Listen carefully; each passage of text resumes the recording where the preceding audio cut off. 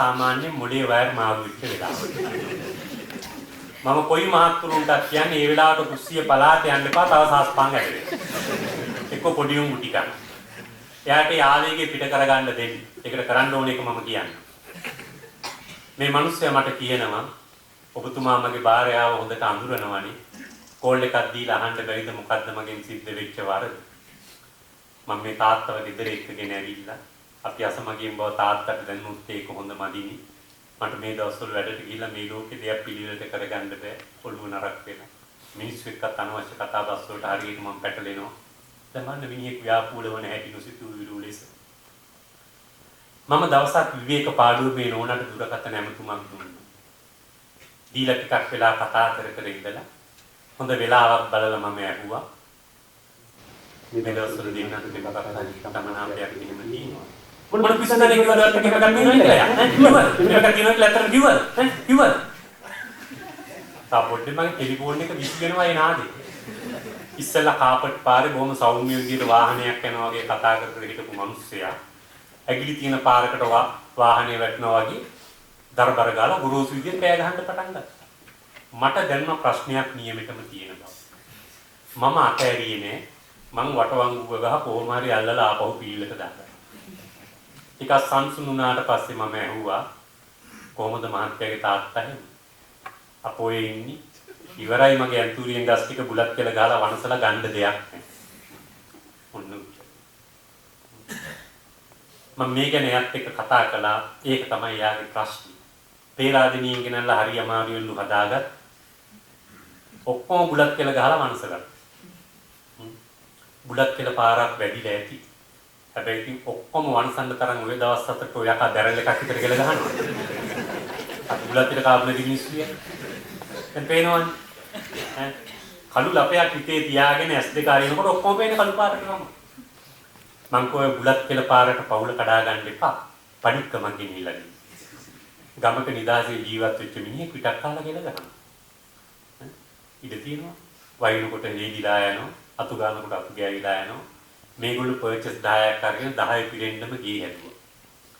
ඉස්සරහා තනකොළ අල්ලලක් වවලා ඇන්තුරියෙන් ගස් හතරක් හදලා මේක තමයි ගාඩන් එක. යන්තම් හරි ඉරේලිය වැටෙන තැනකට මේ ගෙදර මේ අහිංසක මිනිස්සයා දැක්කේ ඉච්චරයි. ඒ හරියට කියලා ගැහුවා. වයසක මිනිහ කියලා ගන්නකොට ඉතින් ඇන්තුරියෙන් කොලේ කියලා පාරක් රදින්න ඇති. මොකද කරන්නේ? මං කව පඩික්කමක් ගෙනින්නේ. හැබැයි පඩික්කම තරහෙන් ගෙනිලා දෙන්නත් එපා. මෙන්න මේකට ගෙල ගහන්න මගේ ඇන්තුරින් ගස් නම් ඊට පස්සේ වනසන්න එපා. එහෙම කියන්න එපා. මිනිහා රෙදි කොටාගෙන උදේ කියයි යන්නේ. ඉනහ වෙලා වීඩියෝ වගේ කියන්නේ.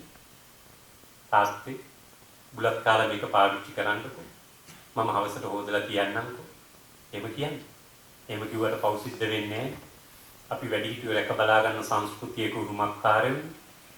ඔයා ඒ විදියට කටයුතු කරනවා කොයි වෙලේ හරි දරුවෝ තේරුම් ගත්තාම ඒ දරුවන්ට ඔයා උරුම කරන්නේ ලොකු ජීවිත පාඩමක්.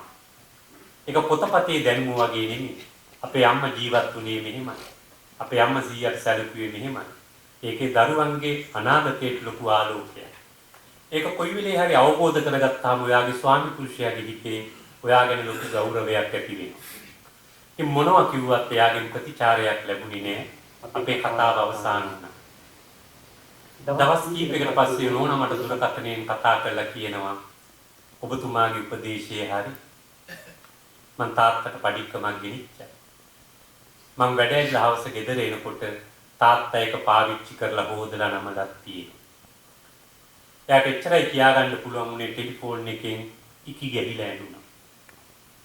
තාත්තා එක පාවිච්චි කරලා හොදලා නමලක් තියෙනවා.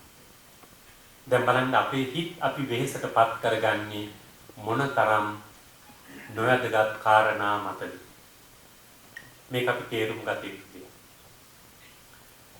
තව එක දෙයක් මට මෙතෙන්දි කියන්නට අවශ්‍යයි. දෙන්නේ එකට ජීවත් වෙනකොට ප්‍රශ්න ඇති වෙනවා. ගැටලු ඇති වෙනවා. අන්තිමට ਸਰව සම්පූර්ණ මිනිසු කියලා જાතියක් නැහැ කියලා. හොඳට මතක තියාගත යුතු දෙයක් තමයි කෙනෙක් ආවේගයකටපත් වෙලා ඉන්නකොට අනෙක් එක්කෙනා පොඩ්ඩක් අඩිය පස්සට ගන්නට ඕනේ. කොයි කෙනාද ගන්නෙ කියන එක වැදගත් නැහැ. ආවේගයකටපත් වෙලා ඉන්නේ භාර්යාව නම් ස්වාමි පුරුෂයා අඩිය පස්සට ගන්න ඕනේ. ස්වාමි පුරුෂයා ආවේගයටපත් වෙලා ඉන්නවනම් භාර්යාව අඩිය පස්සට ගන්න ඕනේ. ගැටුමක් ඇති කරගන්න හරි ලේසි, නිරාකරණය කරගන්න හරි අමාරුයි. අම්මලා තාත්තලා ගැටෙනකොට කැඩෙන්නේ දරුවෝ.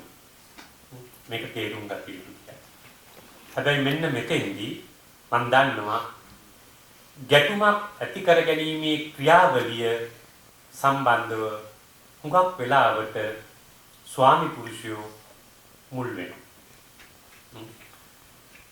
මම මේක තේරෙන විදිහට පැහැදිලි කරන්නම්කෝ. කවදා හරි ඉතින් ඔයගොල්ලන්ට අත්දැකීමක් තියෙන්නත් පුළුවන්. ඕන්න ගිය වෙලාවක හරි බලන්නකෝ. කාන්තාව දෙන්නේ රණ්ඩු වෙනකොට කොහොමද කියලා. මම කියන්නේ ලංකාවේ. කාන්තාව දෙන්නේ රණ්ඩු වෙනකොට කොහොමද? වක්කඩවල් කැඩුවා වගේ තමයි. පයිප් දෙකක් කැරියා වගේ තමයි හෝ ගාලා වචන ගලාගෙන එනවා. හරි වේගෙන් වචන ගලාගෙන එනවා. පණින්න පටන් ගත්තාම ආයේ නෑ තල්ලත්තර බොරුල් වගේ තමයි. මගෙන් අහගන්න එපා තෝ ඔබේ අක්කා ගැනත් දන්නවා අම්මා ගැනත් දන්නවා මටත් කියන ඕර මිනිස්සු මගෙන් අහගන්න එපා. ඈ ඔම කියාගෙන යනවා. පුදුම වේගෙන් වචන එනවා දෙපැත්තෙන් මේ. මිනිස්සු දෙන්නේ රණ්ඩු වෙන වෙලාව බලන්න.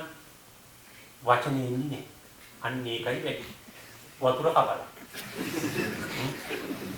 අඩෝ තෝ කියලා අනින්න තමයි යන්නේ. මිනිස්සු දෙන්නේ කාලයකටපත් වෙච්ච හැම වෙලාවකම රණ්ඩුවක් ඇති වෙනවා. කාන්තාව දෙන්නේ හත්පුදු පරම්පරාවම කුණු කන්දල් එළියට ආයි. ඕක තමයි උගක් වෙලාවට වෙන්නේ. හරි. ඉතින් මම කියන්නේ මෙන්න මේ දේ. මහත්තුරු පොඩ්ඩක් මේක තේරුම් ගන්න. හරි. මෙතන නෝන් ළමයි කාස. තරහ වෙන්න එපා මෙහෙම කිව්වට. හරිද? අහංකාර වෙන්නත් එපා. මිනිහෙකුට කාන්තාවක් එක්ක රණ්ඩු වෙලා දිනන්න බෑ.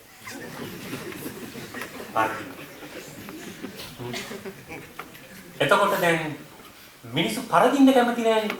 පරදින අපොත් පට්ට බැලි කියලා දාන්නේ. දිනන්න හදන්නේ එහෙම තමයි.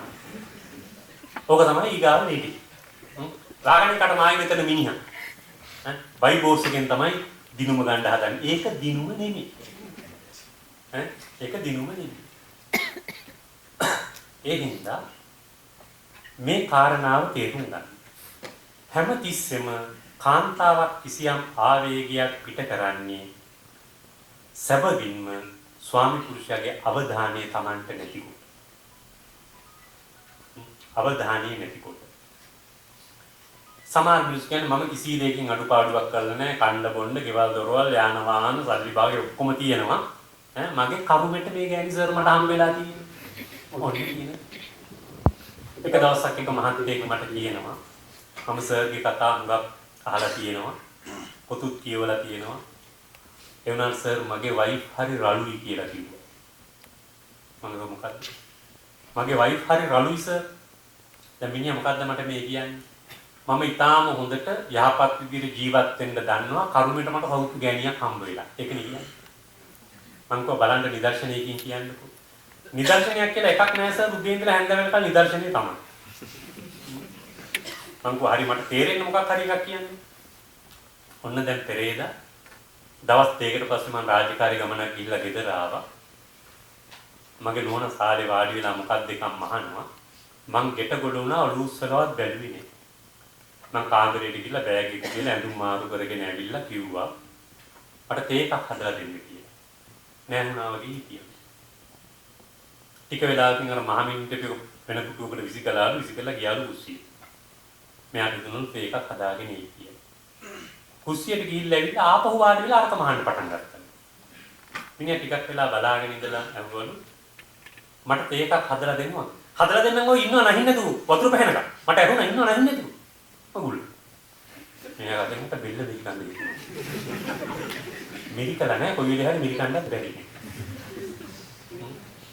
දැන් මට එකපාරටම මතක් වුණේ මගේ ඥාති සහෝදරේ මේ මිනිහා වැඩ ඇවිල්ලා ගෙදර එන්නේ නැහැටි. බිරිඳට කතා කරන්නේ නැහැටි. නෝනා අපි තේ ටිකක් බොමු. මට තේ එකක් හදලා දෙනවා.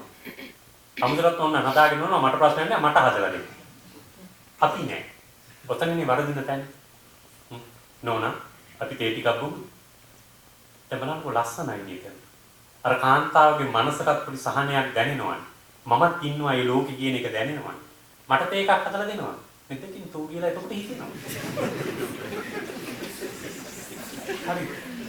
ඒක කසාද බඳින්නේ දෙන්නේ, ලිංගික ආස්වාදයේ විඳින්නේ දෙන්නේ, දරුවෝ හදන්නේ දෙන්නේ, ජීවත් වෙන්නේ සහ දියුණු වෙන්නේ දෙන්නේ. දැන් මට ඔක අපේ තාත්තගෙන් ඉගෙන ගත්ත තැනක් තියෙනවා. දැන් මම සාමාන්‍ය පෙළ විභාගෙ ඉන්න කාලේ මගේ ජීවිතේ නව යෝන් වයසේ පොඩි අවුලක් ඇති වුණා. අර වයස වැරද්දට වෙන වැඩ තියෙන්නේ එහෙම අවුලක් වුණා. මට හරි පුදුමයි ගැණියෙක් වෙච්ච අපේ තාත්තා ඒ ප්‍රශ්නෙට මුහුණ දීලා තියෙන්නේ.